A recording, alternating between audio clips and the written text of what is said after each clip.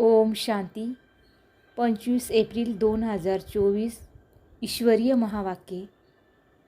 आजची मुरलीचा सार आहे. बाबा म्हणतात, गोड मुलांनो, हे पुरुषोत्तम युगच गीता एपिसोड आहे. यामध्येच तुम्हाला पुरुषार्थ करून उत्तम पुरुष अर्थात देवता बनायचे आहे. प्रश्न आहे, कोणती एक गोष्ट सदैव लक्षात राहिली तर बेडा अर्थात जीवनरूपी नाव पार होईल? उत्तर आहे, सदैव लक्षात राहावे की आम्हाला ईश्वरीय संगतीमध्ये राहायचे आहे. तरी देखील बेडा पार होईल अर्थात जीवनरूपी नाव पार होऊन जाईल.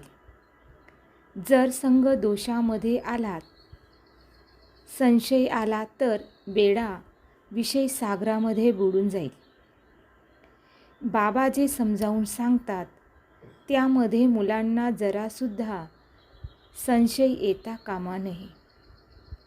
बाबा तुम्हा मुलांना आप समान पवित्र आणि नॉलेजफुल बनविण्यासाठी आले आहेत. बाबांच्या संगतीमध्येच राहायचे आहे.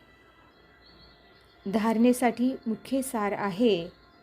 पहिली पॉईंट आहे, जी गोष्ट होऊन गेली त्याचे चिंतन करायचे नाही. आत्तापर्यंत जे काही वाचले आहे ते विसरायचे आहे. एका बाबांकडूनच ऐकायचे आहे आणि नेहमी आपल्या ब्राह्मण कुळाला लक्षात ठेवायचे आहे. दुसरी पॉईंट आहे, पूर्ण निश्चयबुद्धी होऊन राहायचे आहे. कोणत्याही गोष्टीमध्ये संशय उत्पन्न होऊ द्यायचा नाही. ईश्वरीय संघ आणि शिक्षण कधीही सोडायचे नाही. आजचे वरदान आहे, रूहानी माशूकच्या आकर्षणामध्ये आकर्षित होऊन मेहनतीपासून मुक्त होणारे रूहानी आशिक भव.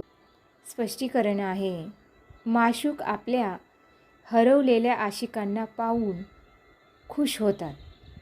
आत्मिक आकर्षणामध्ये आकर्षित होऊन आपल्या खऱ्या माशूकला ओळखले, प्राप्त केले, योग्य ठिकाणी पोहोचले. जेव्हा असे आशिक आत्मे या प्रेमाच्या रेषेच्या आतमध्ये पोहोचतात तेव्हा अनेक प्रकारच्या मेहनतीपासून मुक्त होतात. कारण इथे ज्ञानसागराच्या स्नेहाचे तरंग, शक्तीचे तरंग कायमसाठी रिफ्रेश करतात. हे मनोरंजनाचे विशेष स्थान, भेटण्याचे स्थान तुम्हा आशिकांसाठी माशूकने बनविले आहे. स्लोगन आहे, एकांतवासी बनण्याच्या सोबतच एक नामी आणि इका नामीवाले बना. अच्छा. गोड गोड खूप खूप वर्षानंतर भेटलेल्या मुलांप्रती मातपिता बापदादांची प्रेमपूर्वक आठवण आणि सुप्रभात.